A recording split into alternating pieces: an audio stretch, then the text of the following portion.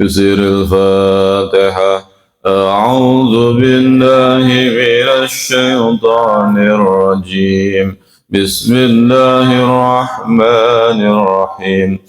الحمد لله رب العالمين الرحمن الرحيم مالك يوم الدين إياك نعبد وإياك نستعين اهدنا الصراط المستقيم صراط الذين أنعمت عليهم غير المغضوب عليهم ولا الضالين.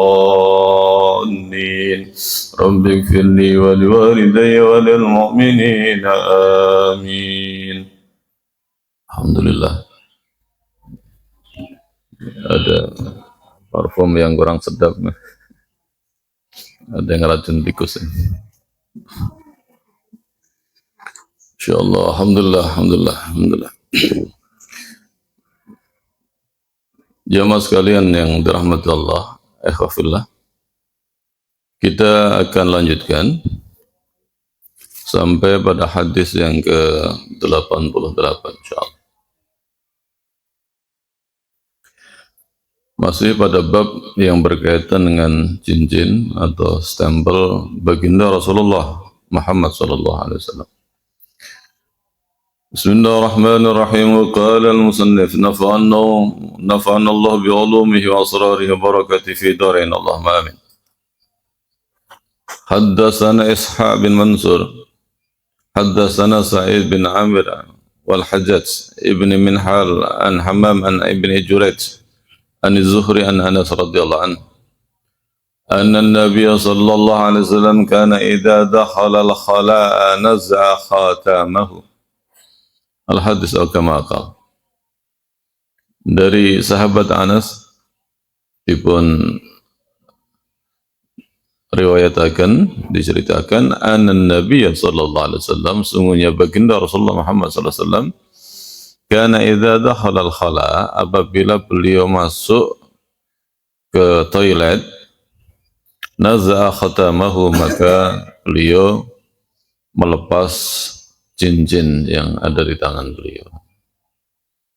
Ini termasuk adab, apalagi di situ kalau cincin yang ada stempelnya Muhammad Rasulullah. Ini termasuk etika atau tata krama. Ada orang-orang yang agak salah kaprah itu membuat cincin dikasih akik hasil temuan di kuburan, kemudian dianggap keramat, hilang khasiatnya kalau dipakai masuk ke WC dipakai. Makanya kemudian kalau mau masuk WC itu dilepas. Ini keyakinan-keyakinan yang salah. Batu ya batu, mau dikencingi juga nggak bisa teriak, mau dibuang juga nggak bisa balik, mau dipukul pakai palu juga hancur. Maka keyakinan-keyakinan seperti itu tidaklah pantas untuk kemudian dimiliki oleh seorang muslim berkaitan dengan soal cincin. Cincin bagi Rasulullah tidak ada bedanya dengan cincin-cincin yang lain dalam hal sebagai perhiasan. Wabil khusus cincin baginda Rasulullah yang ada nama Muhammad Rasulullah itu memang memiliki fungsi penting, kepentingan negara untuk membangun diplomasi dakwah yang disampaikan ke orang-orang ajam, penguasa-penguasa non-Arab. Dan ketika seorang muslim itu menggunakan cincin ittiba, niru Kanjeng Nabi, ya sudah, nilai kesunahannya di situ. Jangan kemudian punya keyakinan yang aneh-aneh. Kalau asli orang yang hobi akik, enggak ada urusannya sama masalah klenik atau cerita-cerita mistis berkaitan dengan batu. Jenengan kalau punya suami suka akik, jenengan coba tes tanya, ini khasiatnya apa Pak? Lah kalau dia cerita banyak lah itu baru disampaikan Kata Abah, kata Ustadz, tidak boleh punya keyakinan seperti itu. Kalau nggak percaya, bawa aja ke Al-Bayan. Nanti tak ambilin palu, hantem ini. Berkali-kali orang ke sini. Ini yang anti tembak lah, anti silat lah, anti rasa lah. Gombal mukio. Batu itu ya batu. Biasanya tampilin palu, nggak suruh hantemin tuh. Jadi batu itu dilihat dari keindahannya. Nah, di dunia perbatuan yang dipakai ake itu harus ada cerita mistis supaya batu itu ada harga atau nilainya. Itu modus sebenarnya. Kalau batu berlian, nggak usah diceritakan. Itu tetap mahal. Nah, batu selain berlian, permata-permata yang di bawah berlian kualitasnya, kalau pengen mahal harus ada sejarah atau kemudian ada ceritanya. Biasanya kalau orang di Indonesia itu dimistikasi. Ini hasil nyedot di tanah leluhur, ngambilnya ndak pakai tidur. Nah kalau tidur man mungkin bisa ngambil lagi. Ini ndak pakai tidur. Ini bisa kalau dipakai menambah kewibawaan, menambah derajat. Saya beberapa kali jalan di Malioboro, Jogja, ada orang jualan ake, itu yang menarik bagi saya, kemudian saya datang. Kemudian saya lihat ada yang motifnya itu junjung derajat. Junjung derajat itu macam panah gitu. Jadi, kelihatan panah. Ini berapa Bapak? Ini sekitar 15 juta. Itu batu kalsedon, jenis kalsedon. Kalau saya tahu kalsedon. Motifnya banyak sekali. Waduh, mahal banget ya. Suatu ketika kemudian saya balik lagi ke Malioboro di bulan berikutnya. Ternyata belum laku itu batu. Kemudian saya dekati lagi. Saya candai ini harusnya kalau Bapak yang pakai junjung derajat ini, nggak usah kuliah, nggak usah sekolah, langsung bisa jadi pejabat ya. Jadi karena kalau pengen mahal harus diceritakan, pakai cincin ini bisa bikin orang derajatnya naik. Ini dunia khurafat di bidang perbatuan. Jangan percaya.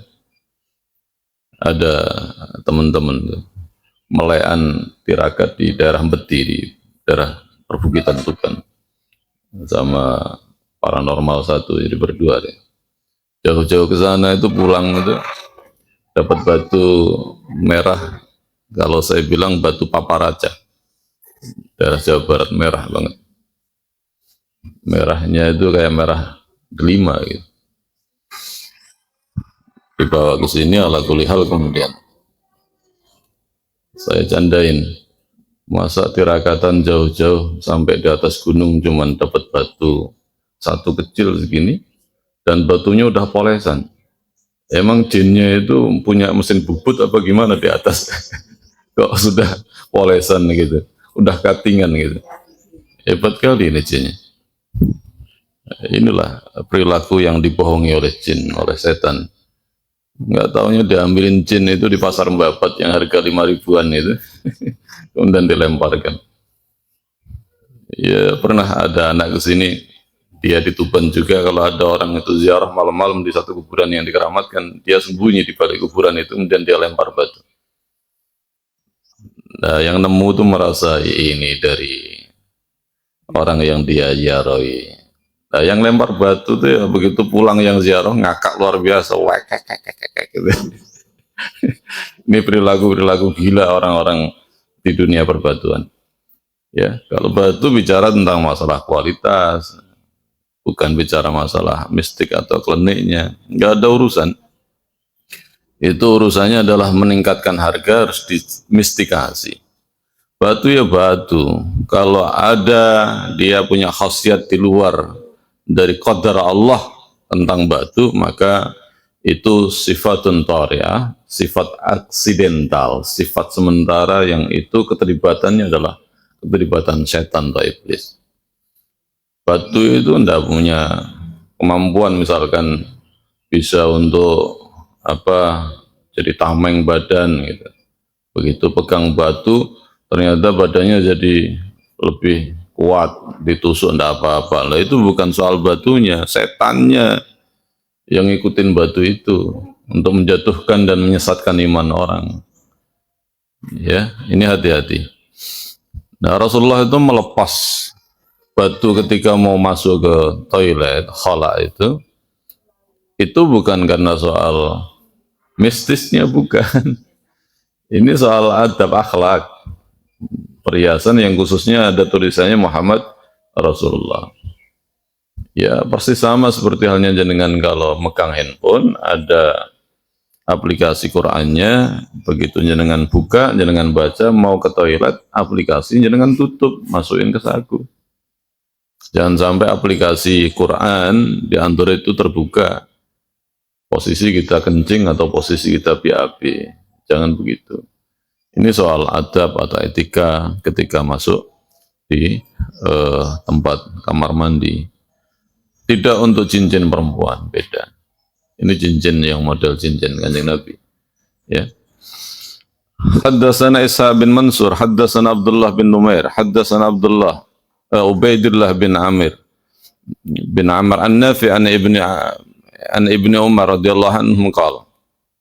Ini dari Ibnu Umar, ittakhadha Rasulullah sallallahu alaihi wasallam khataman. Rasulullah itu membuat khataman, cincin stempel min warikin dari perak. Bacanya pakai kasrah warik, kalau warak itu malah daun nanti. Min warikin fakana fi yadihi, dan beliau terlihat itu cincin itu ada di tangan beliau. Tsumma kana fi yadi Abi Bakrin, kemudian cincin itu pindah ke tangan Abu Bakar Siddiq. Ya. Wa yadi Umar, kemudian pindah ke tangan Sayyidina Umar. Tsumma kana fi yadi Utsman, kemudian sampai akhirnya pindah ke tangan Sayyidina Utsman. Ini adalah cincin yang ada grafir Muhammad Rasulullah, karena menjadi stempel kenegaraan.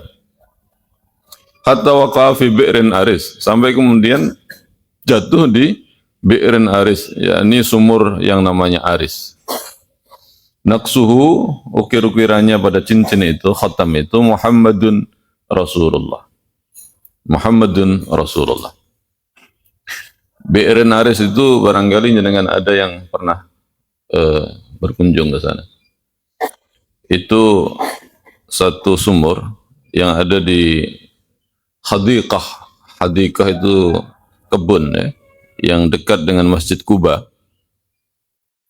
Dekat dengan Masjid Kuba, itu dinamakan Sumur Aris, dinisbahkan kepada lelaki dari Yahudi yang dulu pemilik dari sumur itu, Bi'run Aris.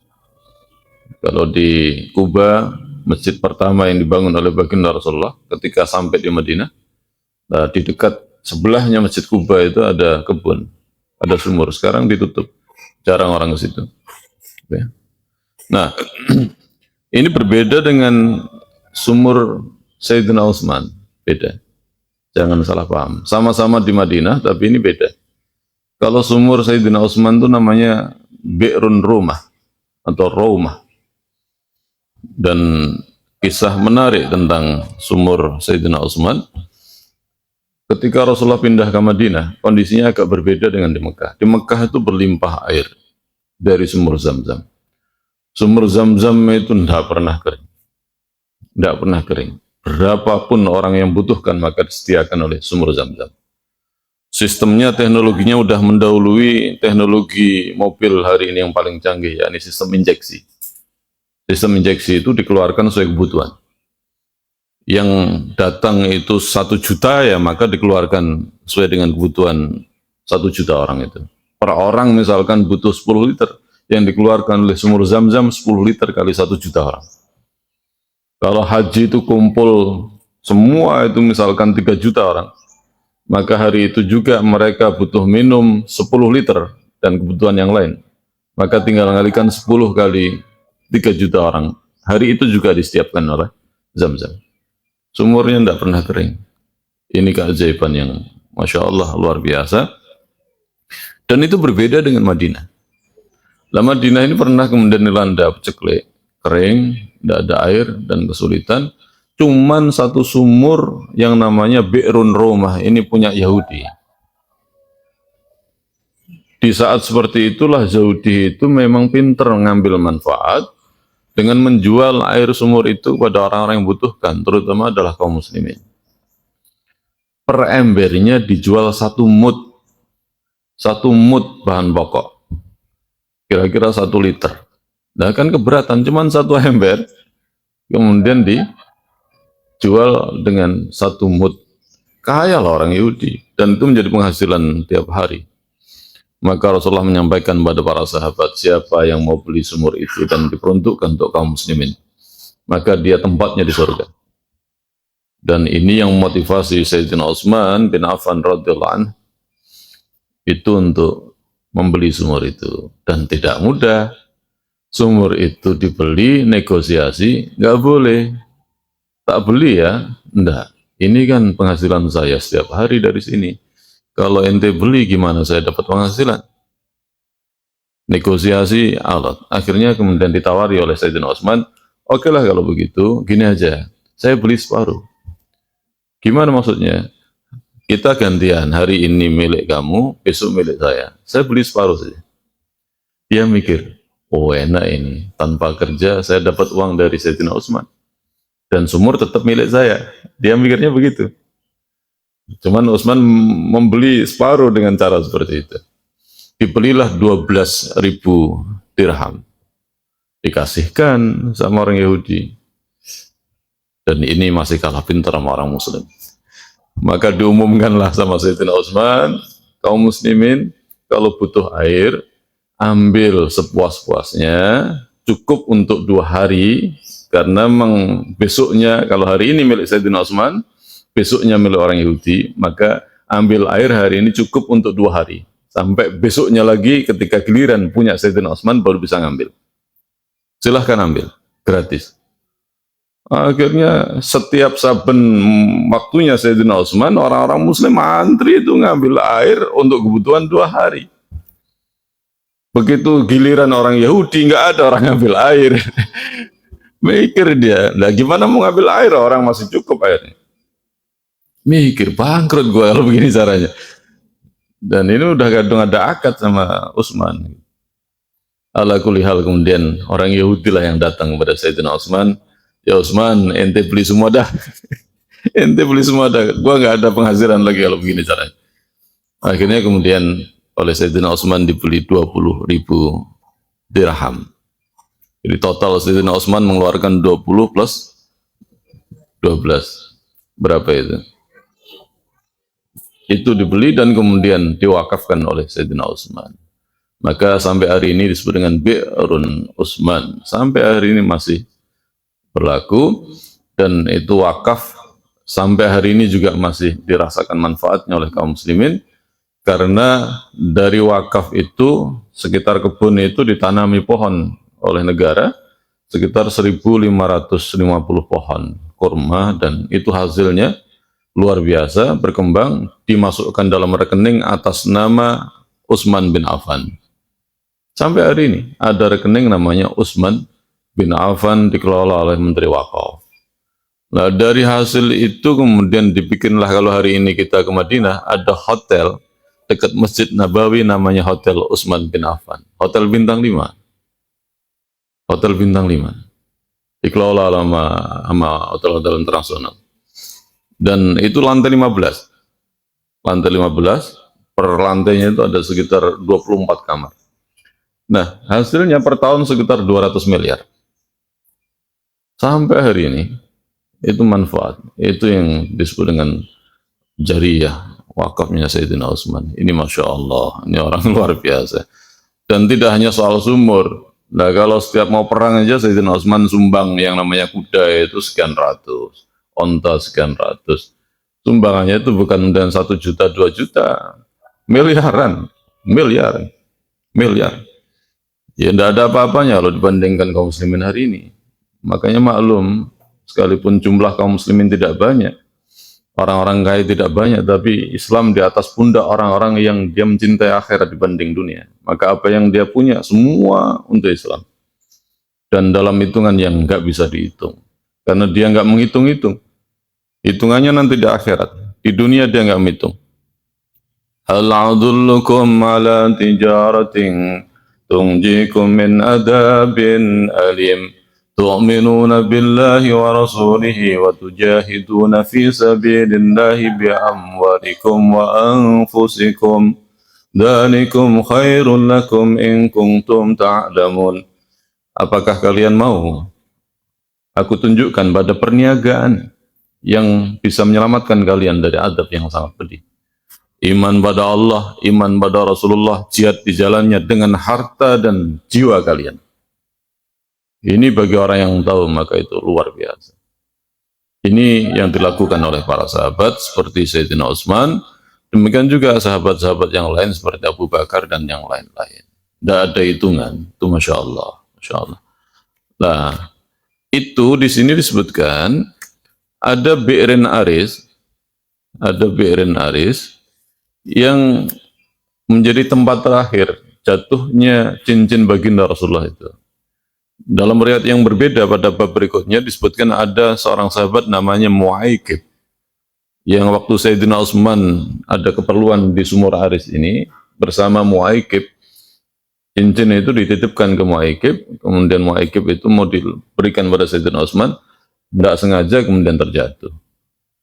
Diupek-upek 3 hari bersama sahabat yang lain, tidak ketemu di dasar sumur. Qadarullah, memang Allah mengendaki seperti itu. Oleh karena itu, kalau hari ini ada orang yang ngaku-ngaku punya cincinnya Kanjeng Nabi, itu bohong. Nggak bisa dibuktikan. Sama sahabat itu diupek-upek 3 hari di dasar sumur, digolei, dicari, nggak ketemu. Wallah alam bisawab. Kalau di dunia klinik ya mungkin disembunyikan jin. Wallah alam bisawab. Kan nggak penting. Nggak penting, nggak ketemu ya sudah, nggak apa-apa. Nah, ini cincin baginda Rasulullah Muhammad SAW. Tidak semua kemudian aksesoris yang pernah dipakai Kanjeng Nabi itu kemudian bisa ditemukan hari ini. Kalau hal-hal yang sifatnya besar, baju besi perang, kemudian baju perang bagian kepala, apa namanya itu, tameng itu, atau kemudian pedang beliau, ini masih tersimpan dengan baik. Nah, jadi ini pedang Rasulullah. Ini tentang Bi'run Aris ya. Ini cincin baginda Rasulullah kemudian jatuh di sumur itu. Jadi nggak ketemu. Nah, orang-orang itu membuat cincin model cincinnya Nabi, ya disandarkan pada riwayat-riwayat ini. Ngira-ngira. Dan disandarkan kepada jejak surat-surat yang masih bisa ditemukan. Nah, surat itu kan ada stempelnya cincin Nabi itu. Bentuk model cincin Nabi, maka kemudian ditembak, diduplikasi sama orang hari ini, membuat cincin ala cincin Kanjeng Nabi. Seperti itu. Dan di riwayat yang berbeda, nggak boleh orang lain menggunakan cincin seperti itu. Ya, ini khusus untuk Kanjeng Nabi. Ada penjelasan tambahan. Ini bab yang ke-11. Kita masuk pada bab yang ke-12. Bab maja'a fi anna Nabi sallallahu alaihi wasallam kana yatahattamu fi yaminih. Bab yang menjelaskan bahwasanya baginda Rasulullah Muhammad sallallahu alaihi wasallam itu mengenakan cincin fi yaminih, itu di sebelah tangan kanan. Wa fihi 9 hadis. Di dalam bab ini ada 9 hadis. Haddatsana Muhammad ibnu Suhail ibnu Ashkar al-Baghdadi wa Abdullah ibni Abdurrahman qala akhbarana Yahya ibn Hasan haddatsana Sulaiman bin Bilal an Syarik ibni Abdullah ibni Abi Namir an Ibrahim ibni Abdullah ibni Hunain an abihi an Ali ibni Abi Talib radhiyallahu anhu. Dari Sayyidina Ali bin Abi Talib itu bertutur, anna Nabi Muhammad sallallahu alaihi wasallam, sungguhnya baginda Rasulullah Muhammad sallallahu alaihi wasallam kana yalbasu khatamahu fi yaminih, menggunakan khatam cincin beliau itu di tangan kanan. Haddatsana Muhammad bin Yahya haddatsana Ahmad bin Salih haddatsana Abdullah bin Wahab an Sulaiman bin Bilal an Syarik an Abdullah bin Abi Namir nahwahu, hadis sahih kama qala. Cara menggunakan, ini cara, bukan bahas lagi tentang soal cincinnya. Cara menggunakan Rasulullah itu dikenakan pada tangan kanan, riwayat yang sahih.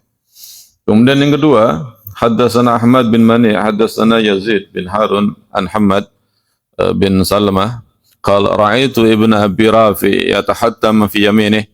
Dari Hamad bin Salamah berkata, saya melihat ibnu Abi Rafi mengenakan cincin di tangan kanannya. Fasa'altuhu an dzalika, kemudian saya bertanya pada dia tentang masalah itu. Faqala, kemudian dia menjawab, ra'aitu Abdullah bin Ja'far. Saya melihat Abdullah bin Ja'far yatahaddam fi yaminihi, menggunakan di tangan kanannya. Wa qala Abdullah bin Ja'far radhiyallahu anhu, kemudian Abdullah bin Ja'far yang ditanya itu kemudian bertutur, kana Rasulullah sallallahu alaihi wasallam yatahaddamu fi yaminih, al hadis atau kama qala, bahwasanya baginda Rasulullah Muhammad sallallahu alaihi wasallam itu menggunakan cincin ada di tangan kanan beliau. Ini sahabat meneladani baginda Rasulullah dalam hal cincin. Rasulullah dilihat menggunakan tangan kanan, maka sahabat menggunakan dengan tangan kanan. Dan termasuk ini adalah perkara-perkara membabil aula, mengedepankan tangan kanan. Sekalipun nanti ada riwayat di tangan kiri. Jadi penjelasannya nanti Rasulullah pernah di tangan kiri, Rasulullah pernah di tangan kanan. Artinya tangan kiri juga boleh, tangan kanan juga boleh. Ditanya afdoliyahnya mana? Maka banyak hadis bicara tentang soal al-yamin, tangan kanan itu lebih afdol. Nah, tangan kanan itu khususnya ada di jari ini. Apa ini jari apa namanya? Jari manis sama ini kelingking. Nah, yang Rasulullah tidak pernah pakai ini dan ini. Tiga ini tidak diajarkan. Kalau pakai ini, mau laki mau perempuan, jari manis dan jari kelingking. Rasulullah lebih sering jari kelingking. Nah, nanti caranya diantaranya, lupa saya nggak pakai cincin. Nanti matanya itu bukan di permukaan, nanti dibalik ke arah telapak. Itu cincin baginda Rasulullah kalau cara makainya seperti itu. Ya, khususnya yang cincin stempel. Dan itu menunjukkan bahwa Rasulullah tidak semata-mata menggunakan karena kebutuhan aksesoris. Nah, kalau kita hari ini ya kebutuhannya aksesoris, memperindah, kelihatan. Masa mahal-mahal batu akiknya nggak kelihatan. Jadi, bahkan kalau mau beli ikan aja ditunjukin, ini berapa. Jadi kalau mau dada itu bukan begini, baru dibalik dalam dada, akiknya dari di sini. Gitu. Nah, sekarang hati-hati, banyak batu sintesis, batu olahan kayak kelereng, bukan batu beneran. Ya. Kemudian berikutnya, haddatsana Ahmad bin Mani, haddatsana Yazid. Maaf, jadi tadi Ja'far, Abdullah bin Ja'far sama Rasulullah mengenakan di tangan kanan. Haddatsana Yahya bin Musa, haddatsana Abdullah bin Numair, haddatsana Ibrahim bin Fadil, an Abdullah ibni Muhammad ibni Ukail, an Abdullah ibni Ja'far radhiyallahu anhu.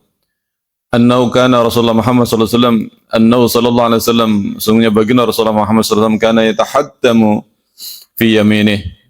Itu sama hadisnya, menguatkan dari jalur riwayat yang sebelumnya.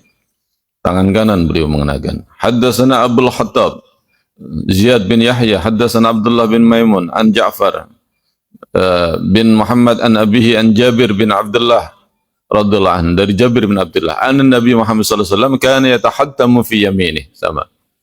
Haddatsana Muhammad bin Humaid Ar-Razi, haddatsana Jarir an Muhammad bin Ishaq an Salt ibni Abdullah kana ibnu Abbas yatahattamu fi yaminih wala ikhaluhu illa qala kana Rasulullah Muhammad sallallahu alaihi wasallam yatahattam fi yaminih. Sama dari jalur Ibnu Abbas juga begitu, mengenakan di di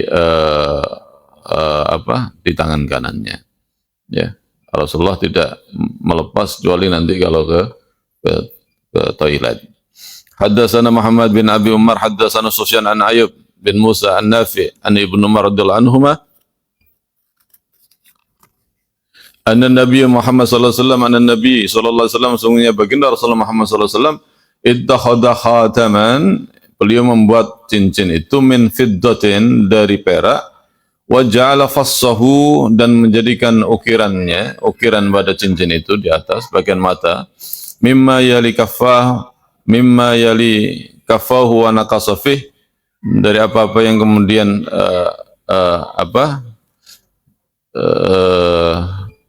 mimma yali kafahu, kemudian dibalik, mata cincinnya dibalik ke arah telapak ini. Wana kasafi, kemudian terukir di atas cincin itu Muhammadun Rasulullah, yakni tulisan Muhammad Rasulullah. Wanahaan yang kusahadun alaih, dan Rasulullah melarang. Rasulullah melarang orang lain membuat cincin dengan ukiran yang sama, yang tulisannya Muhammad Rasulullah. Wa huwa alladhi saqata fi Mu'aikib, dan ini jatuh min Mu'aikib, dari Mu'aikib, fi bi'rin Aris, di sumur Aris. Ya, al-hadis au kama qala. Ini melengkapi peristiwa dari hadis sebelumnya. Terakhir cincin ini ada di tangan Sayyidina Utsman. Nah, peristiwa jatuhnya lengkapnya disandarkan dua hadis yang sahih ini. Ternyata kasusnya adalah Sayyidina Utsman bersama sahabat namanya Mu'aikib. Dan Mu'aikib ini orang dari Bani Ad-Daus. Dari Bani Ad-Daus yang pernah menjadi kepala Baitul Mal pada masa pemerintahan Sayyidina Umar. Ini orang yang masuk Islam di awal-awal ketika Rasulullah masih di Mekah. Ini Mu'aikib. Ketika bersama Sayyidina Utsman di tepi sumur Aris ini, kemudian cincin itu jatuh tidak sengaja. Dicari sampai 3 hari, diupek-upek dasar sumur Aris, tidak ketemu. Dan kemudian berikutnya Rasulullah itu melarang ini supaya tidak ada pemalsuan. Ini penting, ini larangan penting. Jangan sampai ada orang lain itu membuat cincin yang sama ukirannya dengan yang dipakai oleh Kanjeng Nabi, kemudian dia memalsu nanti. Dia memalsu. Ngaku-ngaku Nabi, kan bahaya. Nabi palsu itu juga banyak. Gitu. Nabi palsu juga banyak. Atau yang dikhawatirkan bukan soal Nabi palsu. Orang membuat surat dengan stempel palsu dari stempel Kanjeng Nabi. Ini kan bahaya. Kalau ketahuan orang kafir, itu bisa kemudian dipakai untuk memporak-porandakan kaum muslimin, menebar gosip atau isu. Ini contoh. Lah, surat menyurat itu dari zaman dahulu kala ya udah terjadi. Contoh begini, Rasulullah itu pernah meminta sahabat untuk menangkap sahabat.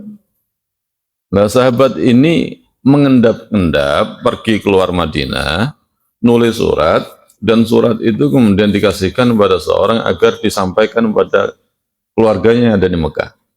Namanya Khatib bin Abi Balta'ah. Rasulullah dengan wahyu itu kemudian memerintahkan kepada sahabat, tangkap dia. Dan itu juga nggak dikira oleh Khatib bin Balta'ah kalau Rasulullah tahu.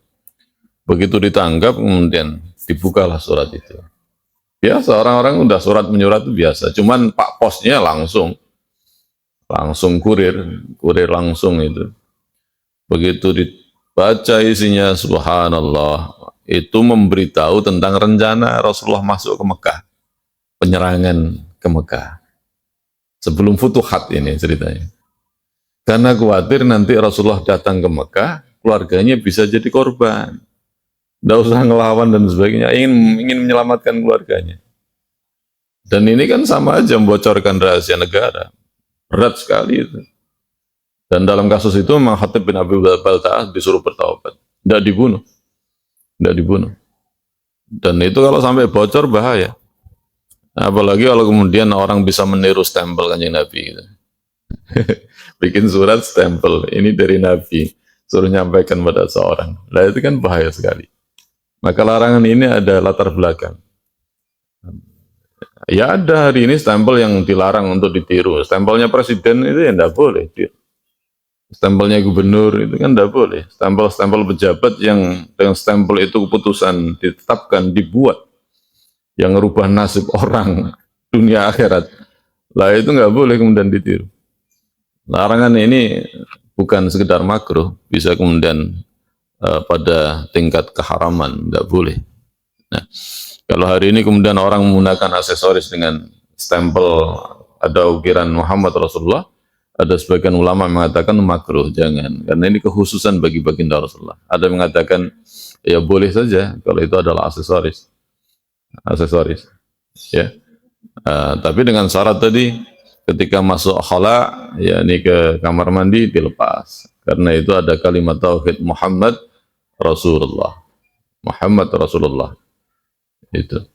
Ini tentang masalah cincin, bagaimana cara mengenakan dan ukiran, dan Rasulullah kemudian melarang. Sedikit saya gambarkan. Dalam Quran, dalam Sunnah, itu ada larangan, ada perintah. Nah, larangan itu tidak mesti kemudian itu adalah haram, dan perintah tidak mesti menunjukkan itu adalah wajib. Ya, ada kaidah usulnya al-aslu fil amri lil wujub. Ada yang mengatakan begitu, hukum asal dari perintah itu menunjukkan kewajiban. Kalau diteliti secara detail, itu ada pendapat yang layak untuk dipertimbangkan. Al-aslu fil amri, hukum asal dari perintah, itu untuk menunjukkan tuntutan. Maka untuk menjelaskan tuntutan itu pasti atau tidak, maka tergantung dari indikasi atau qarinah yang lain, nas-nas yang lain, yang menunjukkan apakah tuntutan itu pasti atau tidak. Kalau pasti, maka itu adalah wajib. Larangan juga demikian. Larangan itu menunjukkan tuntutan untuk meninggalkan sesuatu, tidak melakukan atau meninggalkan sesuatu di luar perbuatan. Kalau kemudian itu ada nas yang lain menjadi qarinah, indikasi atau evidence, itu adalah tuntutannya pasti harus ditinggalkan, maka itu baru disebut dengan haram. Maka tidak boleh kita ini kemudian sekedar membaca terjemahan, oh Rasulullah melarang, haram ini. Oh Rasulullah merintah, wajib ini. Tidak semudah itu.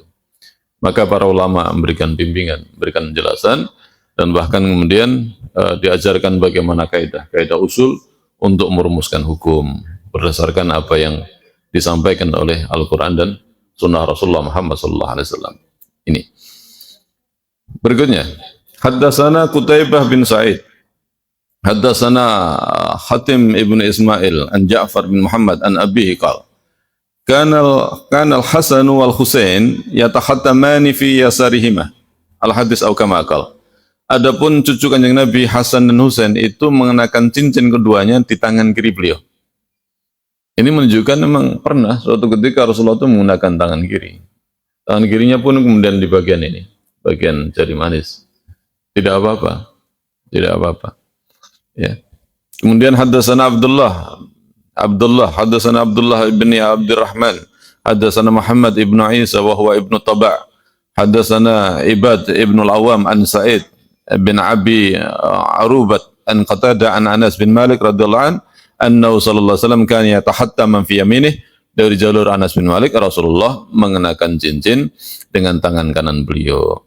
Qala Abu Isa hadha hadis gharib la na'rifuhu min hadis Sa'id bin Abi Urwah an Qatada an Anas an Nabi Muhammad sallallahu alaihi wasallam nahwa hadha illa min hadzal wajhi. Wa ruwiya ba'du ashabi Qatada an Anas bin Malik an Nabi Muhammad sallallahu alaihi wasallam annahu kana yatahattamu fi yasarihi wa huwa hadis la yasihu aidan. Al hadis atau kama qala. Ini didiskusikan oleh Al-Musannif Imam Tirmidzi tentang hadis ini dikatakan sebagai hadis yang gharib. Ini diskusi masalah takhrij hadis ya.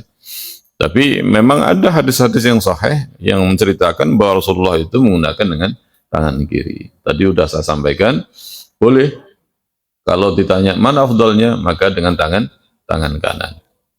Terakhir dalam bab masalah cincin, bagaimana cara mengenakan? Haddatsana Muhammad bin Ubaidillah al-Muharibi, haddatsana Abdul Aziz bin Abi Hazim an Musa bin Uqbah an Nafi an Ibnu Umar radhiyallahu anhu maqal ittakhadha Rasulullah sallallahu alaihi wasallam khataman min dahabin. Rasulullah pernah membuat cincin itu dari emas. Fakana yalbazuhu fi yaminih, kemudian Rasulullah mengenakan di tangan kanannya. Fattahadan nas khawatima min dahabin. Kemudian manusia pada mengikuti membuat cincin dari emas. Begitu lihat Kanjeng Nabi kok bikin cincin dari emas, Nabi mengenakan, sahabat mengenakan, pakai cincin dari emas.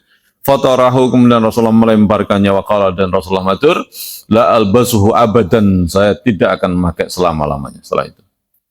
Fatarahan nas khawatimahum, kemudian orang-orang juga membuang cincin emas mereka. Al-hadis au kama qala.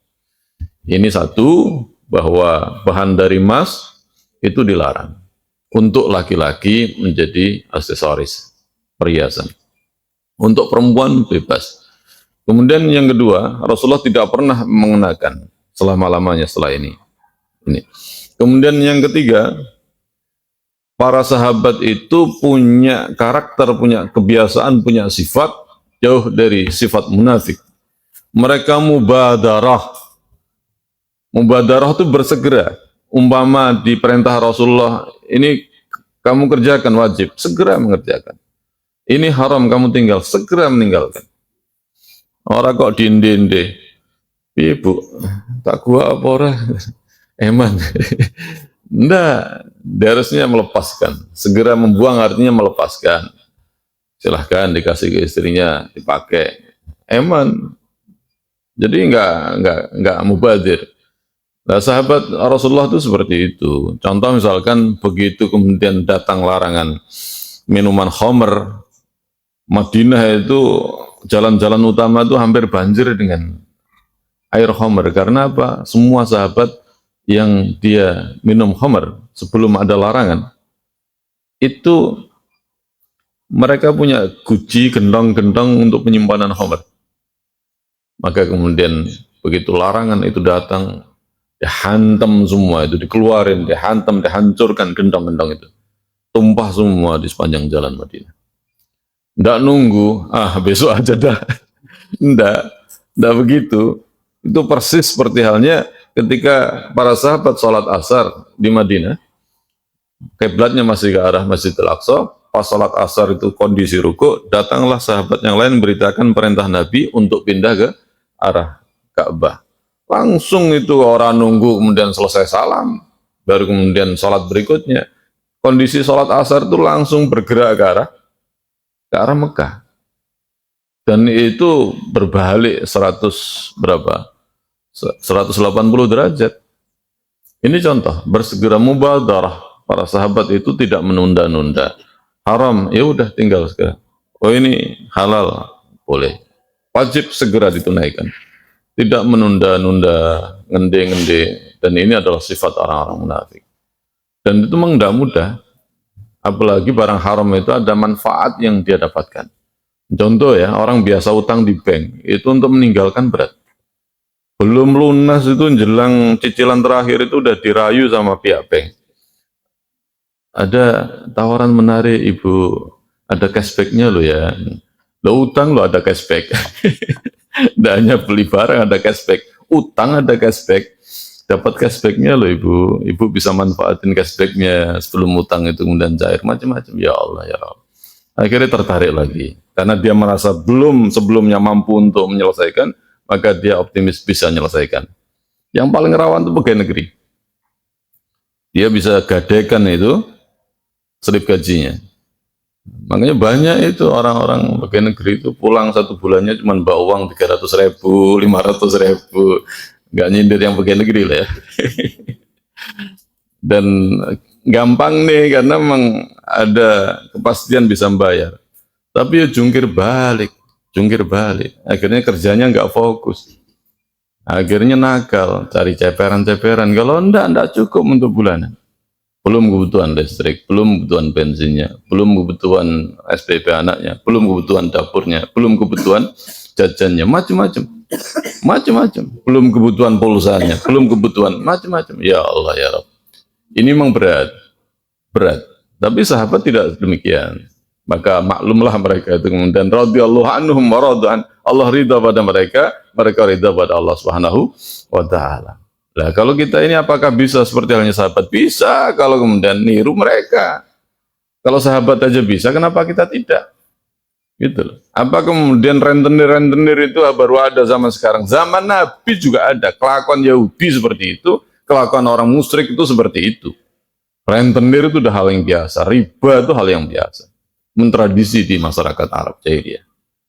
Maka insya Allah ini tergantung niat saja. Maka nek diiming-iming mana, ini ada tawaran bunga rendah macam-macam, cuman 5% kok. Jadi, ya sudah, Bismillah, gak usah lah. Mati urip ndak begitu. Insya Allah ada jalan keluar. Wallah alam bisa. Mungkin manfaat barakah fid dunya wal akhirah. Allahumma amin. ya rabbal alamin. Insyaallah ngaji kita sampai hari Kamis ini terakhir. Untuk tafsirnya hari Rabu terakhir. Mulai hari ini untuk tafsir dan kita selesai hari Rabu untuk ngaji Samail bulan Ramadan sampai hari Kamis pagi insyaallah terakhir. Dan bisa kita lanjutkan pada tahun-tahun berikutnya sampai kita khatam nanti.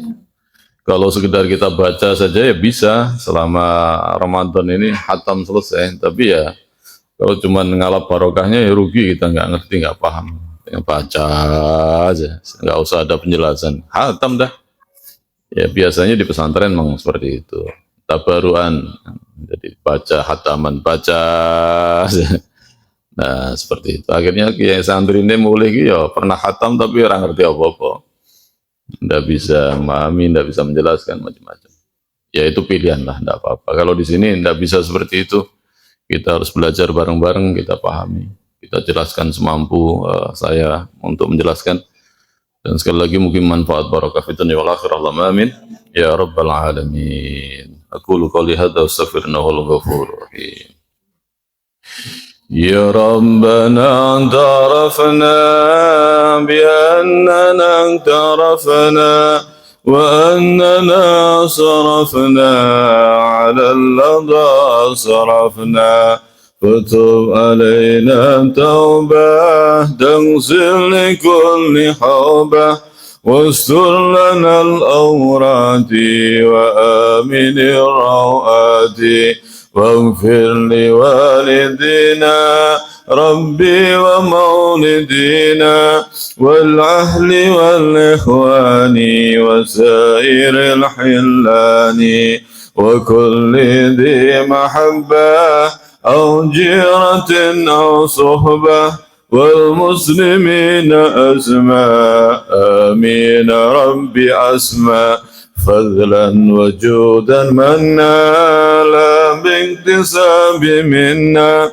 بالمصطفى الرسول نحظى بكل سول صلى وسلم ربي عليه عد الحب والعال والأصحاب عدد طرس صحبي والحمد لله في البدء والتناهي والحمد لله في البدء والتناهي استغفر الله العظيم استغفر الله العظيم استغفر الله العظيم سبحانك اللهم بحمدك أشهد أن لا إله إلا أنت أستغفرك وأتوب إليك. Assalamualaikum warahmatullahi wabarakatuh.